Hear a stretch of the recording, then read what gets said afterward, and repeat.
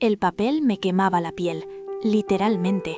Lo había escondido dentro de la copa izquierda de mi sostén, el único lugar en esta maldita casa donde Rogelio jamás se le ocurriría buscar, básicamente porque hace años que perdió el interés en esa zona geográfica de mi anatomía.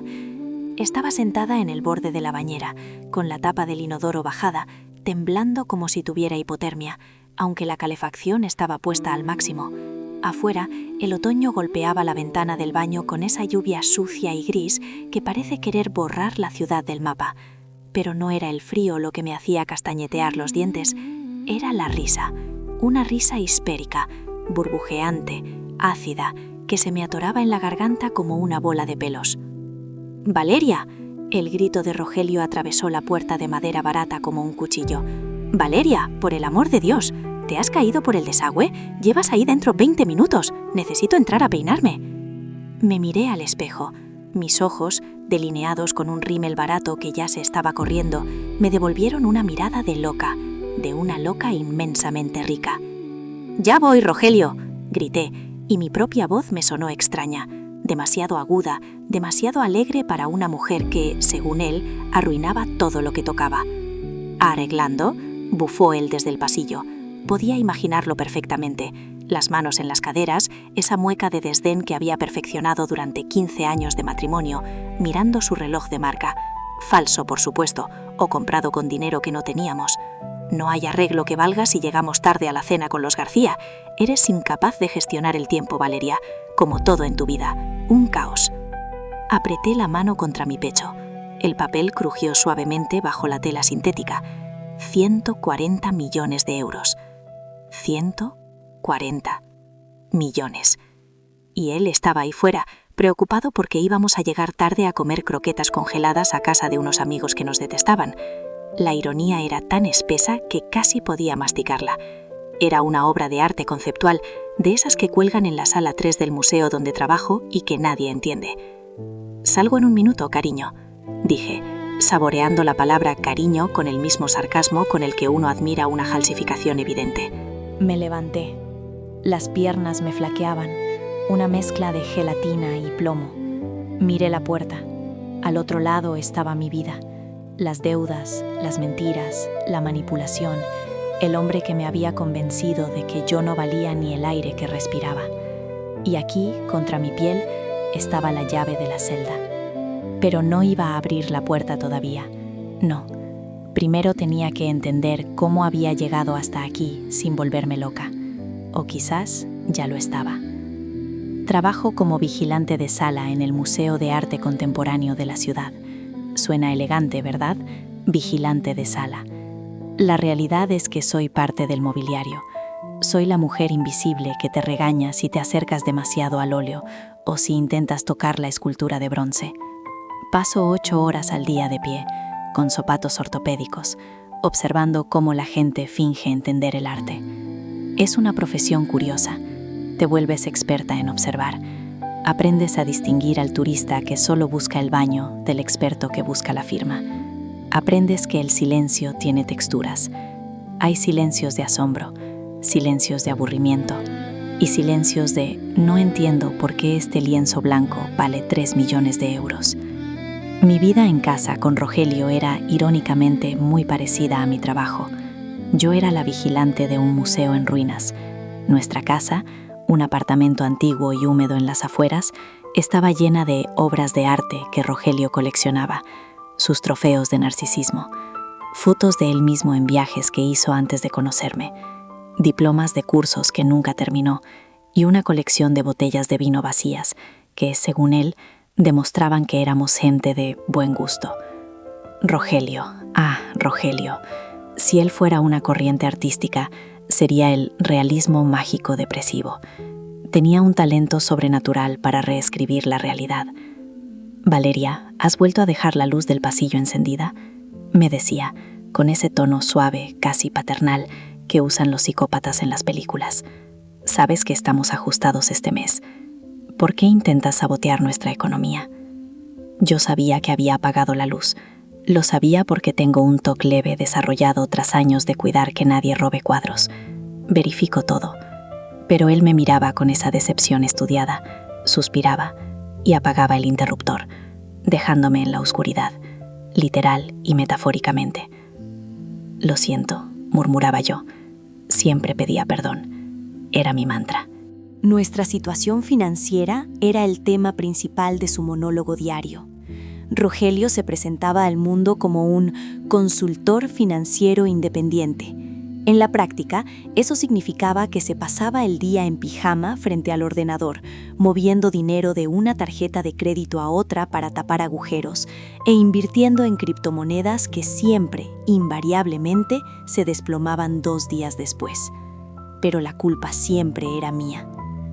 Si ganaras un poco más en ese museo de muertos de hambre, decía mientras se servía un whisky que costaba más que mi compra semanal del supermercado. Pero claro, tú no tienes ambición, Valeria. Te conformas con mirar la vida de los demás. Yo soy el visionario aquí. Yo asentía. Asentía mientras limpiaba el polvo de sus estanterías. Asentía mientras cocinaba la cena con los ingredientes más baratos que podía encontrar, haciendo milagros para que el pollo pareciera faisán. Me había convertido en una experta restauradora de una relación que estaba carcomida por las termitas. Hacía 3 años que su madre, Inesa, había fallecido. Inesa era una mujer dura, de esas que parecen talladas en granito. Nunca me quiso mucho, o eso creía yo. Me miraba con ojos entrecerrados, como si estuviera tasando mi valor y encontrara que era una falsificación. Vivía en una casa grande en el campo, una propiedad que Rogelio ansiaba heredar con la desesperación de un yonki. Cuando Inesa murió, Rogelio esperaba el premio gordo. Pero sorpresa, no había dinero. La casa estaba hipotecada hasta los cimientos, las cuentas vacías. Rogelio entró en una depresión furiosa. Rompió platos, maldijo la memoria de su madre, gritó que ella se lo había gastado todo en estupideces para fastidiarlo. Desde entonces, nuestra vida se había vuelto aún más asfixiante. La lluvia de otoño parecía haberse instalado permanentemente dentro de nuestro salón. Él se volvió más cruel, más controlador. Me revisaba el bolso buscando monedas sueltas. Me cronometraba el tiempo que tardaba en volver del trabajo. Yo me sentía como una de esas estatuas griegas a las que les faltan los brazos y la cabeza. Una ruina que alguna vez fue mujer. Todo empezó el martes pasado. Un martes cualquiera, con ese cielo color panza de burro que me quita las ganas de vivir. Salí del museo con un dolor de espalda punzante. Había pasado el día vigilando la sala de los impresionistas y la cantidad de humedad en el ambiente hacía que mis huesos chirriaran. Caminaba hacia la parada del autobús cuando vi la administración de lotería. Normalmente nunca juego. El impuesto de los tontos lo llamaba Rogelio. Él, que perdía miles de euros en inversiones seguras en Internet, se burlaba de la gente que gastaba 2 euros en un boleto. Pero ese día el sarcasmo se apoderó de mí. Llevaba en el bolsillo un billete de 5 euros que había encontrado en el suelo del guardarropa del museo. Nadie lo reclamó. Era dinero sucio, dinero del destino. ¿Por qué no?, pensé con una sonrisa torcida. Vamos a tirar el dinero, Valeria. Sé una irresponsable, como dice tu marido. Entré. El olor a papel y a esperanza barata me golpeó. Pedí una automática. La máquina escupió el papelito con un sonido rasposo. Lo guardé en la cartera sin mirarlo, entre un ticket de farmacia y una tarjeta de visita caducada. Pasaron 3 días, 3 días de infierno doméstico. El jueves por la noche, la tensión en casa se podía cortar con un cúter. Rogelio estaba sentado a la mesa, mirando su tablet con el ceño fruncido. Valeria, dijo, sin levantar la vista, ¿has tocado mi tarjeta de crédito? Me detuve con la sartén en la mano. Estaba haciendo una tortilla francesa. El olor a huevo y aceite barato llenaba la cocina. No, Rogelio, sabes que no tengo ni el PIN. Pues faltan 50 euros. Alguien ha pagado en una gasolinera y yo no he sido. Yo no conduzco, Rogelio, no tenemos coche. Lo vendiste el año pasado, ¿recuerdas? Para invertir en esa empresa de drones que quebró. Él levantó la vista lentamente. Sus ojos eran 2 agujeros negros. No me hables con ese tonito, Valeria. Estás insinuando que soy un incompetente. Seguramente te dejaste la tarjeta en algún sitio y alguien la clonó. Eres un desastre. Siempre con la cabeza en las nubes, mirando tus cuadritos. Mañana irás al banco a arreglar esto. Yo no tengo tiempo para tus errores. Dejó la tablet sobre la mesa con un golpe seco. La pantalla se iluminó. Vi una notificación de una app de apuestas deportivas. Tu apuesta ha sido rechazada por fondos insuficientes. Ahí estaba, los 50 euros. Sentí una oleada de calor subirme por el cuello. No era ira, era algo más frío. Era desprecio, puro y cristalino desprecio, como cuando ves una obra de arte pretenciosa y te das cuenta de que el artista se está riendo del público. Rogelio era un fraude. Claro, cariño, dije, dándole la vuelta a la tortilla. Mañana voy al banco. Esa noche, mientras él roncaba como un tractor averiado, yo no podía dormir. Me levanté y fui a la sala. La lluvia golpeaba los cristales. Me senté en el viejo sofá y saqué mi bolso para preparar las cosas del día siguiente. El boleto de lotería cayó al suelo. Lo recogí con desgana. Encendí el móvil. La luz azul iluminó la sala en penumbra. Busqué los resultados, esperando ver que no había acertado ni un solo número, para así confirmar que el universo seguía siendo un lugar caótico e injusto. Primer número, 04. Lo tenía. Casualidad, pensé. Segundo número, 12. Lo tenía. Mi corazón dio un pequeño vuelco, como un pájaro chocando contra una ventana. Tercer número, 25. Cuarto, 33. Quinto, 48. Estrellas, 2 y 9. Me quedé mirando la pantalla. Refresqué la página. Una vez, 2 veces. No sentí alegría. Juro por mi vida que no sentí alegría. Lo que sentí fue miedo. Un terror absoluto, gélido, paralizante. Miré hacia el pasillo, hacia la habitación donde dormía el enemigo. Si Rogelio se enteraba, el dinero desaparecería en una semana. Inversiones, diría. Para nuestro futuro, mentiría. O peor aún, se volvería el rey. Me compraría, me anularía, me convertiría en su empleada de lujo. O tal vez algo más oscuro. Recordé su furia cuando su madre murió sin dejar dinero. Me guardé el boleto en el sujetador, fui al baño y vomité. Al día siguiente, viernes, fingí ir a trabajar, pero en realidad fui a una caja de seguridad que abrí en un banco al otro lado de la ciudad, pagando con el poco efectivo que había ahorrado a escondidas de la compra. Guardé el boleto allí. El fin de semana fue una tortura psicológica. Rogelio estaba especialmente insoportable. Se quejaba de que el televisor era pequeño, de que los vecinos hacían ruido, de que yo respiraba demasiado fuerte. Deberíamos mudarnos, dijo el sábado por la tarde, mirando por la ventana. A un ático. Me merezco un ático, Valeria, con todo lo que he luchado. Claro que sí, respondí yo, limpiando una mancha imaginaria en la mesa. Algún día. Fue el domingo por la mañana cuando encontré el diario. Rogelio me había mandado al desván a buscar una caja de viejos cables. Seguro que los escondiste allí para molestarme, había dicho. El desván era un lugar lúgubre, lleno de polvo y cajas de la mudanza de Inesa que Rogelio nunca se dignó a revisar a fondo porque olían a vieja. Moví una caja pesada marcada como libros de cocina. El fondo de cartón cedió y cayeron varios cuadernos de tapas de cuero gastado. Lo recogí. No eran recetas, eran diarios. La letra de Inesa era picuda, nerviosa. Me senté en el suelo polvoriento, bajo la única bombilla desnuda que colgaba del techo. Abrí el último cuaderno, fechado meses antes de su muerte. 14 de octubre. Ha vuelto a venir. Rogelio. Traía esos papeles otra vez.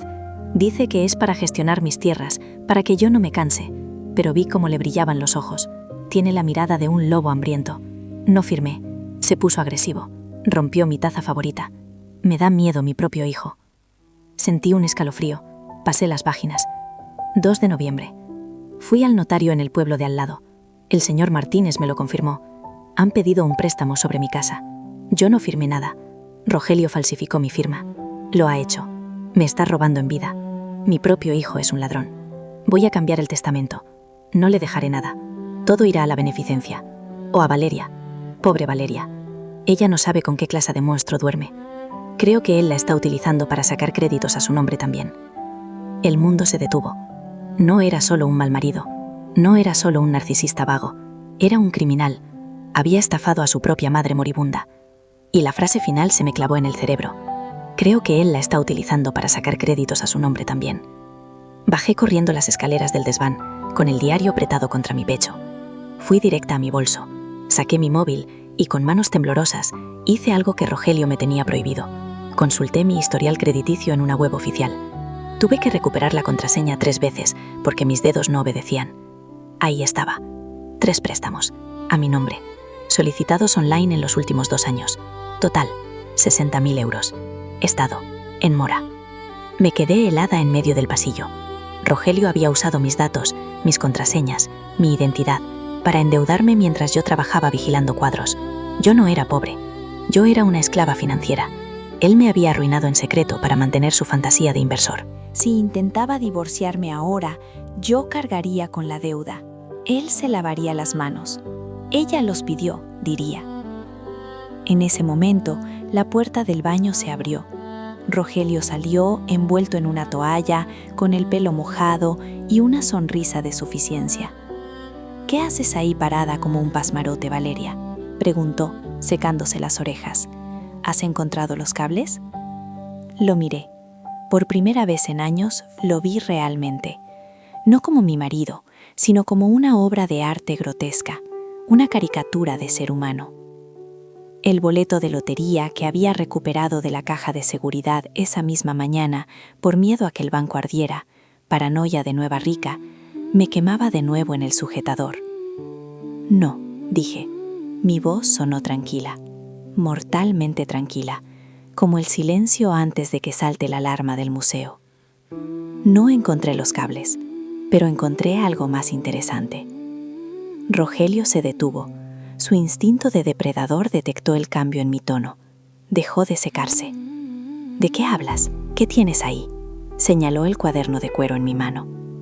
El diario de tu madre, dije, levantándolo como si fuera un crucifijo frente a un vampiro.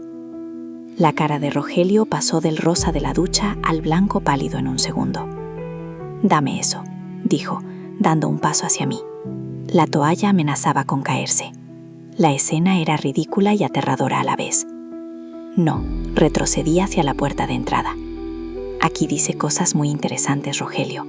Falsificación de firmas, préstamos ilegales. Y lo más divertido, dice que hiciste lo mismo conmigo. Él soltó una risa nerviosa, forzada. Gracias por escuchar.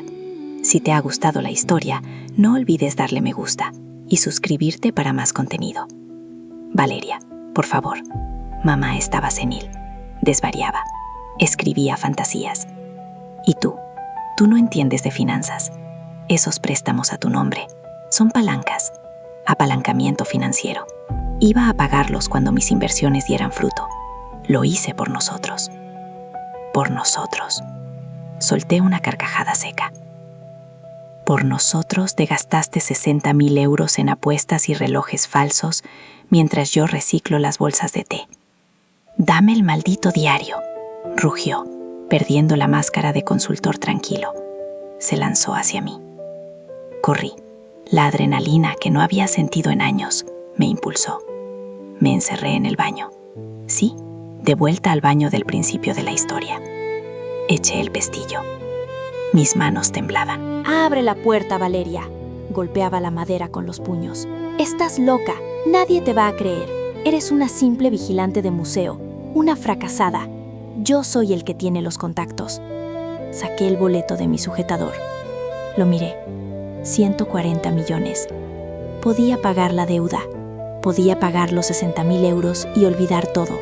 Podía irme a una isla. Pero si me iba, él me perseguiría. Legalmente seguimos casados. Él tendría derecho a la mitad de las ganancias si cobraba el boleto ahora. Bienes gananciales. La realización me golpeó como un mazo. Si cobraba el premio ahora, Rogelio se llevaría 70 millones de euros. 70 millones para el hombre que estafó a su madre y arruinó a su mujer. Jamás.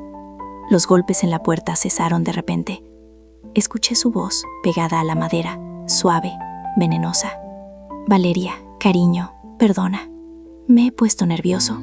Es el estrés. Sal. Hablemos. Podemos arreglarlo. Te prometo que pagaré esos préstamos. Solo dame el diario y... ¿Qué es ese papel que vi que escondías el otro día? Es dinero. Si tienes dinero escondido, dámelo y lo invertiremos. Te haré rica, Valeria. Confía en mí. Me miré al espejo. La mujer que me devolvía la mirada ya no era una víctima. Era la comisaria de su propia vida y acababa de decidir clausurar la exposición. Abrí la tapa del inodoro. No tiré el boleto. Eso sería estúpido. Saqué el móvil. Marqué un número que había memorizado del tablón de anuncios del trabajo. El número de una abogada especializada en delitos financieros y violencia económica, amiga de la directora del museo. ¿Hola?, susurré, mientras Rogelio empezaba a intentar forzar la cerradura con un destornillador. ¿Sí?, respondió una voz profesional. Me llamo Valeria.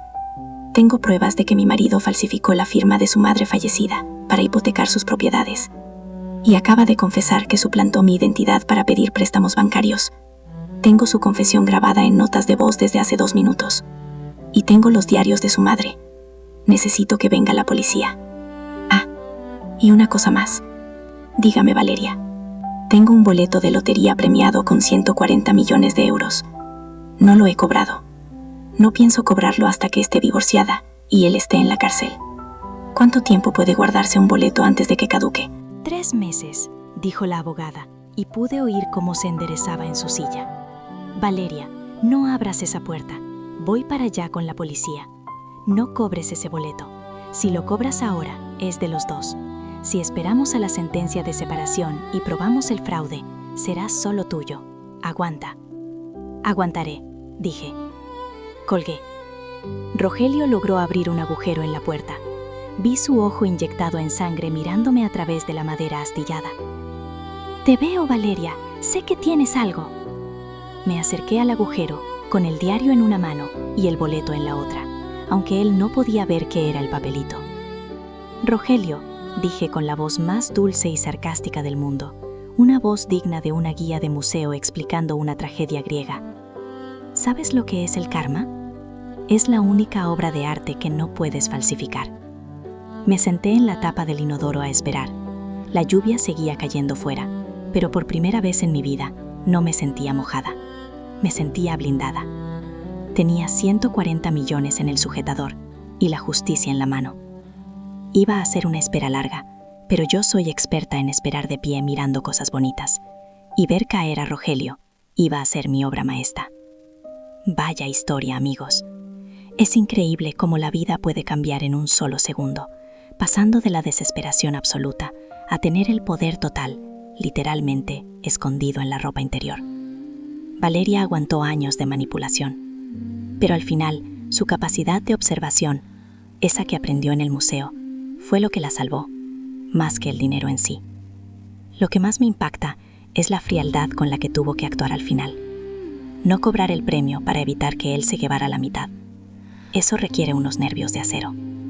Ahora quiero preguntarles a ustedes, y sean sinceros. ¿Creen que Valeria hizo bien en arriesgarse a esperar y llamar a la policía con su marido intentando derribar la puerta? ¿O hubieran salido corriendo con el boleto para cobrarlo y huir, aunque eso significara darle la mitad a ese monstruo? Déjenme su opinión en los comentarios. Leo absolutamente todo. Es una situación moral y legal muy compleja. Si les ha gustado esta historia de justicia poética y tensión, por favor, denle un me gusta al video y suscríbanse al canal. Tenemos muchas más confesiones impactantes preparadas para ustedes. Hasta la próxima historia.